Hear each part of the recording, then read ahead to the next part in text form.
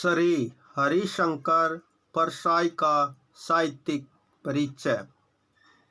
श्री हरिशंकर परसाई हिंदी के सुप्रसिद्ध व्यंग्यकार थे।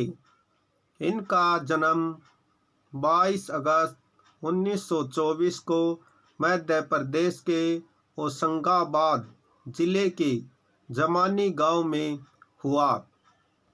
स्कूल तथा कॉलेज की शिक्षा प्राप्त करने के बाद इन्होंने नागपुर विश्वविद्यालय से हिंदी विषय में एमए किया। तत्पश्चात ये अध्यापन कार्य में सेवारत हो गए, परंतु इनका मन अध्यापन में नहीं लगा। सन 1947 में इन्होंने नौकरी से त्यागपत्र दे दिया और स्वतंत्र लेखन में जुट गए। इनकी सुप्रसिद्ध रचना विकलांग श्रद्धा का दौर पर साहित्य अकादमी द्वारा इन्हें पुरस्कृत भी किया जा चुका है। 10 अगस्त 1995 में ये महान व्यंग्यकार इस नश्वर संसार से विदा हो गए। प्रमुख रचनाएं। श्री हरिशंकर परसाई बहुमुखी प्रतिभा संपन्न साहित्यकार थे। इन्होंने व्यंग्य रचनाओं के साथ साथ कहानियों व उपन्यासों की रचना भी की। इनकी प्रमुख रचनाएं निम्नलिखित हैं। कहानी संग्रह हंसते हैं रोते हैं जैसे उनके दिन फिरे। उपन्यास रानी नागफनी की कहानी तथा तट की खोज। निबंध तब की बात और थी, भूत के पांव पीछे, बेईमानी की परत, पगडंडियों का जमाना, सदाचार का ताबीज, शिकायत मुझे भी है।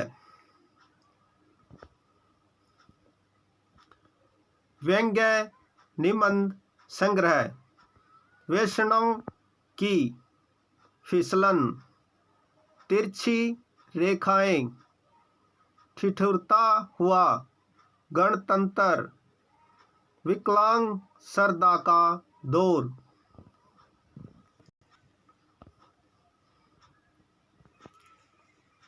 साहित्यिक विशेषताएं। श्री हरिशंकर परसाई ने विपुल गद्य रचनाएं लिखकर माँ भारती का आंचल भरा है तथा गद्य की विविध विधाओं के विकास में महान योगदान दिया है। इनके साहित्य की प्रमुख विशेषताएं इस प्रकार हैं। व्यंग्य प्रधान रचनाएं। श्री हरिशंकर परसाई को व्यंग्य रचनाकार के रूप में जाना जाता है। इनकी रचनाओं में व्यंग्य केवल व्यंग्य के लिए नहीं होता, अपितु व्यंग्य के माध्यम से ये समाज में व्याप्त बुराइयों, भ्रष्टाचार व समस्याओं पर करारी चोट करते हैं। प्रस्तुत निबंध में लेखक ने तत्कालीन समाज में व्याप्त भ्रष्टाचार पर व्यंग्य करते हुए लिखा है, हुजूर वह हमें नहीं दिखेगा, सुना है वह बहुत बारीक होता है। हमारी आँखें आपकी विराटता देखने की इतनी आदती हो गई हैं कि हमें बारीक चीज़ें नहीं दिखती। हमें भ्रष्टाचार दिखा भी तो उसमें हमें आपकी ही छवि दिखेगी, क्योंकि हमारी आँखों में तो आपकी ही सूरत बसी है। समस्याओं का गंभीर चिंतन। श्री हरिशंकर परसाई का व्यंग्य केवल मनोरंजन के लिए नहीं होता, अपितु उसमें समाज की विभिन्न समस्याओं का गंभीर चिंतन भी होता है। इनके व्यंग्यपूर्ण निबंधों में समाज की विभिन्न समस्याओं पर गंभीर चिंतन व्यक्त किया गया है। प्रस्तुत निबंध में आधुनिक समाज में व्याप्त भ्रष्टाचार की समस्या को उठाया गया है। जन जागृति। श्री हरिशंकर परसाई ने अपनी रचनाओं में व्यंग्य के माध्यम से विभिन्न समस्याओं के प्रति जन जागृति उत्पन्न करने के कर्तव्य को भी अत्यंत कलात्मक पूर्ण निभाया है। व्यंग्य को पढ़कर जहाँ पाठक का मनोरंजन होता है, वहाँ उसमें उस समस्या के प्रति जागरूकता भी उत्पन्न होती है। श्री परसाई ने स्वतंत्रता प्राप्ति के पश्चात की भारतीय राजनीति, शासन व्यवस्था आदि में फैले भ्रष्टाचार पर जमकर व्यंग्य किए हैं, जिनके माध्यम से पाठक या जनता में इन समस्याओं के विषय में जागृति उत्पन्न हुई है।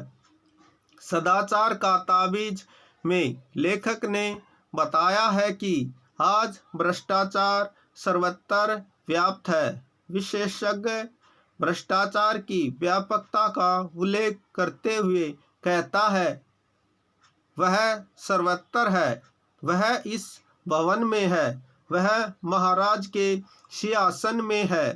पिछले माह इस सिंहासन पर रंग करने के लिए जिस बिल का भुगतान किया गया, वह बिल झूठा है, वह वास्तव में दुगने दाम का है। आधा पैसा बीच वाले खा गए। आपके पूरे शासन में भ्रष्टाचार है और मुख्यतः घूस के रूप में है। शिष्ट व्यंग्य। श्री हरिशंकर परसाई की व्यंग्य रचनाओं में किए गए व्यंग्य में कहीं भद्दापन या अशिष्टता दिखाई नहीं देती। इनके व्यंग्य अत्यंत शिष्ट भाषा में लिखित हैं और सधे हुए हैं। वे अपने लक्ष्य को भेदने में पूर्णतः सक्षम हैं। लेखक का मत है कि व्यवस्था में फेरबदल करने से भ्रष्टाचार समाप्त किया जा सकता है, किंतु राजा के आसपास के लोग ऐसा नहीं करने देना चाहते। लेखक ने ऐसे लोगों पर व्यंग्य किया है। महाराज, वह योजना क्या है?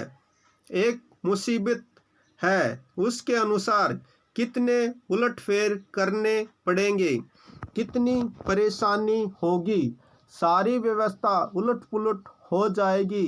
जो चल रहा है उसे बदलने में नई नई कठिनाइयाँ पैदा हो सकती है। हमें तो कोई ऐसी तरकीब चाहिए जिससे बिना कुछ उलटफेर किए भ्रष्टाचार मिट जाए।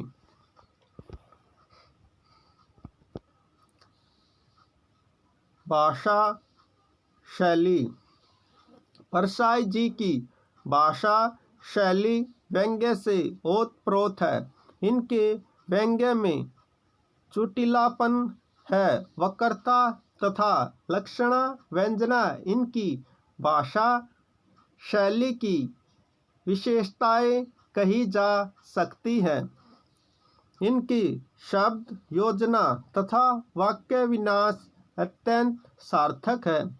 इनके छोटे छोटे वाक्य अपने लक्ष्य को तीर की भांति भेदने में सक्षम है। व्यंग्य, विनोद और तीखा शब्द प्रहार इनकी रचनाओं की विशेषता है। इनकी भाषा का प्रवाह अत्यंत सुंदर है। मुहावरों और लोकोक्तियों के सटीक प्रयोग से इनकी भाषा शैली में निरंतर ताजगी और सरसता बनी रहती है। उर्दू और अंग्रेजी शब्दों का प्रसंगानुकूल प्रयोग भी देखते ही बनता है।